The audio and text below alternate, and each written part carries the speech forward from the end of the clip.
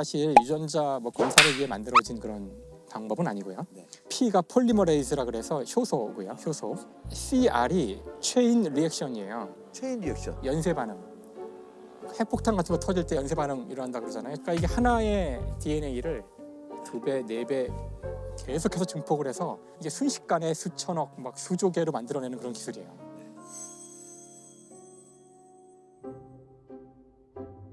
사실 이 PCR을 만든 공로로 1293년에 그 캐리 멀리스라는 사람이 노벨 화학상을 받아요. 그러니까 그런 아주 중요한 기술이에요. 네.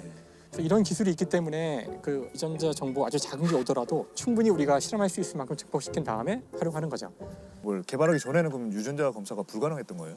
그전엔 DNA가 없었던 건 아닌데 이게 확률이 높아져 가는 거거든요. 그러니까 예전에는 DNA 기법을 하면 그 시료가 적은 경우에는 손실돼 가지고 증거가 인멸되는 경우들 많았고요. 비슷한 DNA 유전자 지문이 나올 확률이 몇 명이 있었어요.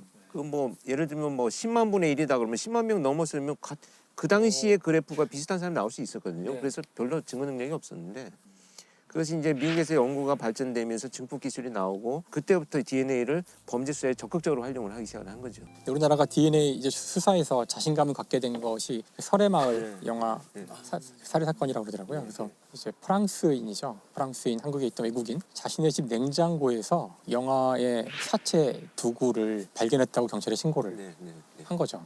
국내 프랑스인들이 많이 살고 있는 서울 반포동의 설해마을입니다. 어제 오랜만에 냉동고 문을 열었다가 수상한 비닐봉지 2개를 발견했습니다. 부인이 넣어둔 식품으로 생각하고 봉지를 뜯자 안에는 꽁꽁 영화 시신 두구가 들어있었습니다. 냉장고에서. 냉장고에서 굉장히 희한한 사건이죠. 그래서 이제 국가수에서 조사를 해보니까 부모가 범인인 것 같다. 왜냐하면 DNA 조사 해보니까 가족관계로 나오는 거예요. 국립과학수사연구소의 분석 결과 C씨의 집에서 수거한 귀이개 등에서 나온 C씨 부인의 DNA가 아기들의 모계 DNA와 일치했습니다.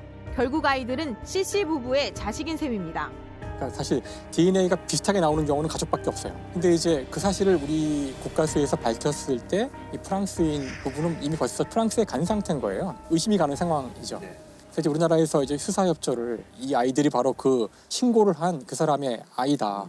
근데 문제는 이제 그때가 2006년인가? 예.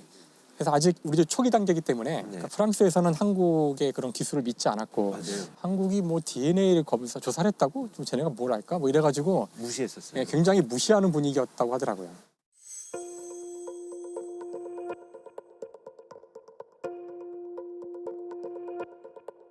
꾸르조 씨 부부는 자신들이 살고 있는 뚜루에서 가진 기자회견에서 자신들은 숨진 영아의 부모가 아니라고 밝혔습니다. Nous ne sommes pas les parents de ces deux enfants. 근데 결국은 자체적으로 다시 정밀하게 조사를 해보니까 우리가 샘플도 보내고 해서 맞다는 걸로, 그래서 두 사람이 범인인 걸로. 근데 놀랍게도 아버지는 몰랐다 그러더라고요. 부인이 그걸 속인 거예요.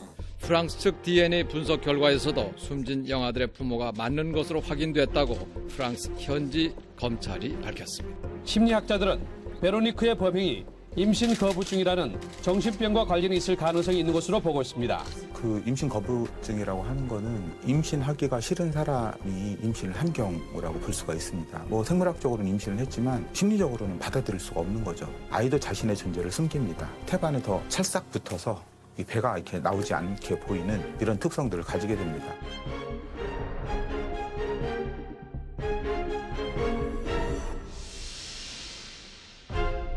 그때 이제 우리나라의 그 DNA 검사하는 것이 국제적인 수준이라는 사실을 알게 됐고 그때 굉장히 자랑스러워했다고 말씀하시더라고요.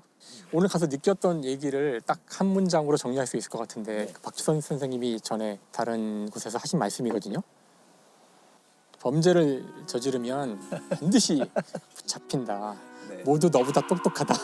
그 얘기가 진짜 여긴 딱 적용되는 것 같아요. 이제는 하나 흘리면 다 잡히니까 오늘 이 자리를 빌어서 DNA 검사라는 게 얼마나 정확하게 범인을 잡아낼 수 있는 도구인지를 이야기하는 게 중요할 것 같다는 생각을 하게 됐어요. 들으면서 특히 이제 많은 시민들이 이 사실을 알면은 훨씬 더 이제 안심할 수도 있을 거고 범죄를 저지르는 사람들은 범죄지를 생각이 싹 사라지지 않을까 이제 그런 느낌을 받고 왔는데요.